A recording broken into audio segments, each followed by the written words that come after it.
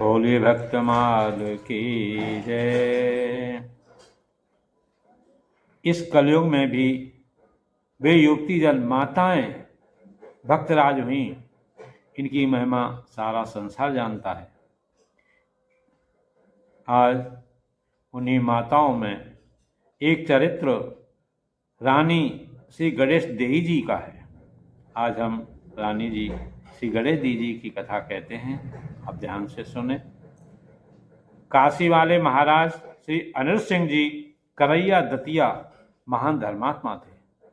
काशी वाले महाराज। इनकी रानी का नाम विजय कुमारी था। ये भी भगवत भक्ता एवं पतिव्रता थी।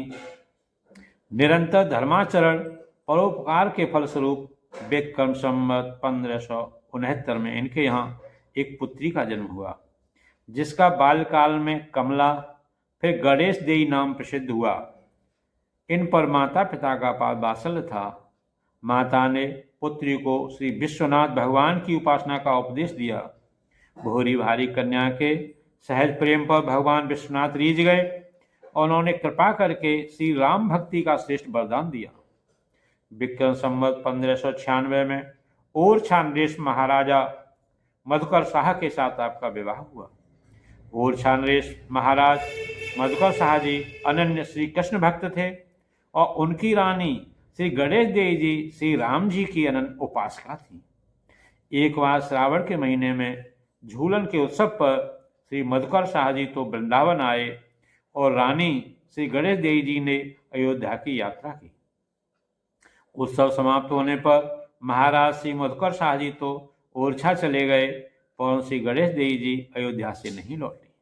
महाराज मधुकर शाह जी ने 2-4 बार पत्र भी लिखा कि मैं वृंदावन से आ गया, अब तुम भी अयोध्या से चले आओ, परंतु श्री गणेश देवी जी का श्री अवध में ऐसा मन रमा कि उनका ओरछा जाने का मन ही नहीं करता था। अंत में श्री मधुकर शाह जी ने खिसिया कर पत्र लिखा कि बार बार बुलाने पर भी नहीं आती हो, लगता है कि अब की बार श्री राम जी को लेकर ही लौटोगी। राजा की यह बात महारानी गणेश देवी को लग गई। उन्होंने प्रेमावेश में राजा को पत्र लिख दिया कि सचमुच अब तो मैं श्री प्रभु को लेकर ही ओरछा को आऊंगी, अन्यथा यहीं शरीर छोड़ दूंगी। इसके बाद महारानी श्री गणेश देवी जी ने मन में विचार किया कि राजा हमारे प्रेम का उपहास कर रहे हैं। अरे, हमारे समान तो श्री राजा राम की न जाने कितनी दासियां हैं। यदि सबकी सब आग्रह करें तो श्री राम श्री अयोध्या का सब छोड़कर दासियों के साथ कहाँ कहाँ जाएंगे। फिर धाम छोड़ने का हट कौन करेगा। कहा गया है कि जो सेवक सावहि सकोची, निज हित चहेता सुमति पोची। उधर बिना प्रभु को लिए मैं ओरछा में पाँव नहीं रख सकती, क्योंकि तब तो राजा मेरा और मेरे प्रभु का और भी अधिक उपहास करेंगे। यह सब सोचकर रानी प्रेम के कारण इतन विकल हो गई। इन्हें प्रभु का वियोग व्याप गया। जब विरह असह्य होने लगा तो रानी तन त्याग का संकल्प कर श्री सरयू जी में कूद गई। परंतु यह क्या, अगाध जल राशि में कूदते ही श्री रघुनाथ जी इनकी गोद में आ गए और रानी को श्री सरयू जी के प्रभाव से बाहर निकाल लाए और बोले, चिंता मत करो, मैं तुम्हारे साथ सहस ओरछा चलने के लिए तैयार हूँ। श्री प्रभु का दर्शन कर एवं कृपा में वचनों को सुनकर रानी परमानंद सिंधु में मग्न हो गई। बोलो श्री राजा रामचंद्र की जय। रानी ने उस दिन श्री अयोध्या में बड़ा भारी उत्सव मनाया और तुरंत महाराज मधुकर शाह को पत्र लिखा कि मैं प्रभु को लेकर आ रही हूँ, आप प्रभु के स्वागत की तैयारी करें। पत्र पढ़ते ही राजा को महान हर्ष हुआ। उन्होंने तुरंत राजा राम के स्वरूपानुसार विशाल मंदिर बनवाने का हुक्म दे दिया और स्वयं श्री राम जी के स्वागतार्थ बहुत बड़े लाभ लश्कर के साथ लेकर से अयोध्या आए। शुभ मुहूर्त पुष्य नक्षत्र में प्रस्थान की तैयारी हुई। प्रस्थान काल में राजा ने साधु ब्राह्मणों का दान मान से बहुत बड़ा सत्कार किया और सबकी आज्ञा एवं आशीर्वाद लेकर महाराजोचित साज सामान के साथ बड़े समारोह पूर्वक ओरछा के लिए प्रस्थान किया। राजा रानी ने यात्रा का नियम यह बना रखा था कि केवल पुष्प नक्षत्र में चलते थे। इसके बाद विश्राम करते थे। महीने भर एक जगह पड़ा पड़ा रहता। महाराजोपचार विधि से अनेकानेक उत्सव होते रहते। जब पुनः पुष्प नक्षत्र युक्त सो मुहूर्त आता तब प्रस्थान करते। इस प्रकार विविध उत्सव सुख समारोह पूर्वक पुष्य नक्षत्र में ही यात्रा करते हुए श्री राजा राम ओरछा आए। यहाँ आने पर राजा रानी ने बहुत बड़ा उत्सव मनाया। संयोग की बात कि ओरछा आने तक मंदिर बनकर तैयार नहीं हो पाया था। शिखर बनना शेष था। अतः श्री राजा राम भगवान को रानी के महल में ही विराजमान कराया गया। दर्शनार्थियों का समुदाय उमड़ पड़ा। प्रभु दर्शन के लिए सबने भगवान श्री राजा राम का साक्षात दर्शन कर अपने को धन्य माना। भगवान श्री राजा राम का वह श्री विग्रह खड़े रूप में था। अतः महारानी श्री गणेश देवी जी भी खड़े खड़े ही प्रभु की सेवा करती थीं। समस्त सेवा कार्य अपने ही हाथ से करने के कारण रानी को लगभग 4-4 घंटे तक सेवा में खड़े रहना पड़ता था। रानी का सुकुमार शरीर इतना श्रम सहने लायक नहीं था। अतः करुणावतार श्री प्रभु ने एक दिन रानी से कहा कि आज मेरे पांव दुख रहे हैं। रानी ने विकल होकर पूछा, प्रभु क्या कारण है? तब भगवान ने कहा, इसलिए कि तुम बहुत देर तक खड़ी खड़ी मेरी सेवा करती हो तो तुम्हारे पांव दुखने लगते हैं, तो मेरे भी दुखने लगते हैं। अतः तुम बैठकर मेरी सेवा किया करो, तुम्हारा कष्ट मुझसे सहा नहीं जाता है। रानी ने हाथ जोड़कर कहा कि प्रभु हमें तो 2-4 घंटे सेवा में खड़े रहना पड़ता है और आप तो परम सुकुमार होकर भी 24 घंटे खड़े ही रहते हैं। मैं आपसे भी अधिक सुकुमार हो रही हूँ जो 4 घंटे भी खड़ी नहीं रह सकती। आप खड़े रहें और मैं बैठकर सेवा पूजा करूं, यह उचित नहीं है। श्री राम जी ने कहा, तो क्या मैं बैठ जाऊं? रानी ने कहा, हाँ, यदि आप बैठ जाएं तो मैं भी बैठकर सेवा पूजा कर सकती हूँ।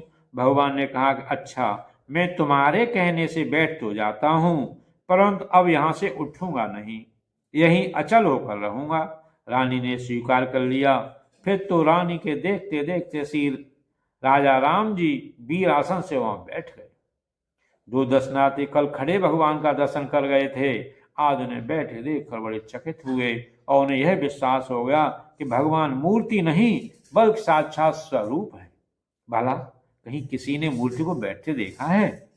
इस लीला से भगवान ने उन लोगों का संदेह दूर कर दिया जो इस बात पर अविश्वास करते थे कि रानी को श्री राजा राम साक्षात मिले हैं।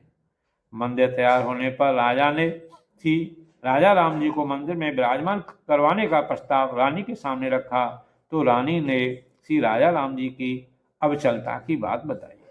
तब राजा मधुकर शाह जी ने श्री राजा राम पर प्रेम भरा व्यंग किया कि यदि घर घुसुल्लू ही बनकर रहना था तो मंदिर क्यों बनवाए।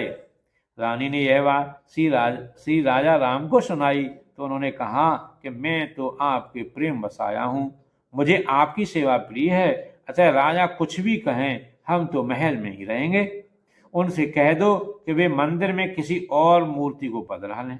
तब राजा ने उस नवनिर्मित मंदिर में चतुर्भुज भगवान की प्रतिष्ठा की। आज भी मंदिर में चतुर्भुज भगवान एवं महल में श्री राजा राम का दर्शन होता है। महली चौखट पर आज भी यह दोहा अंकित है, मधुकर शाह महाराज की रानी कुंवर गणेश अवधपुरी से और छे लाई अवध नरेश। श्री राजा राम जी के प्रभाव से ओरछा तीर्थ बन गया। निर्जला एकादशी संवत 1642 विक्रम गुरुवार को श्री रानी श्री गणेश देवी जी इस नश्वर शरीर को त्याग कर श्री राम जी के चरणों में लीन हो गई।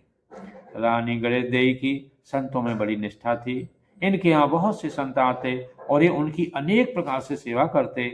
खान पान का सुख देखकर एक साधु बहुत दिन के यहाँ रह गया। एक दिन महल में नितांत अकेली देखकर उसने रानी गणेश देवी से पूछा कि बताओ, धन मोहरें जवाहरातों की थैलियां कहाँ हैं? इन्होंने कहा कि यदि मेरे पास धन की थैलियां हों तो बताऊं, जब हैं ही नहीं तो क्या बताऊं। तब उस साधु वेशधारी ने श्री गणेश देवी रानी की जांघ में छुरी मार दी। खून की धारा बह चली। रक्त का प्रभाव देखकर वह तुरंत भाग गया। रानी को सोच हुआ कि कहीं राजा इस घटना को जान जाएंगे तो साधु सेवा बंद कर देंगे। अतः घाव पर कसकर पट्टी बांध ली और पौड़ी नहीं। उन्होंने किसी से भी ये बात नहीं कही। जब राजा मतकर शाह जी इनके पास आए तो उन्होंने कहा कि मेरे पास मत आइए, इस समय मुझे मासिक धर्म हुआ है। 3 दिन बीतने पर भी रानी को सैया पर ही पड़े देखकर राजा समीप जाकर बोले, हे प्रवीणे, तुम मुझसे व्यथा का सब रहस्य खोल कर कहो। तब भी रानी ने 2-4 बार इस प्रसंग को टकराया, परंतु इससे राजा का विचार और भी दृढ़ हो गया कि अवश्य इन्हें कोई नई व्यथा है। अतः बारंबार बताने का आग्रह किया। तब रानी ने कहा कि मैं बता तो दूं, परंतु आप जानकर मन में संतों के प्रति संदेह नहीं करना। इसके बाद रानी ने सब बात बता दी। तब रानी के पास संत निष्ठा देखकर राजा बहुत प्रभावित हुए और उन्होंने पति पत्नी भाव की लज्जा और संकोच को छोड़कर भक्ति का प्रभाव विचार कर अपनी रानी गणेश देवी की परिक्रमा की और पृथ्वी पर पड़कर साष्टांग दंडवत प्रणाम किया। बोलो श्री राजा रामचंद्र की जय।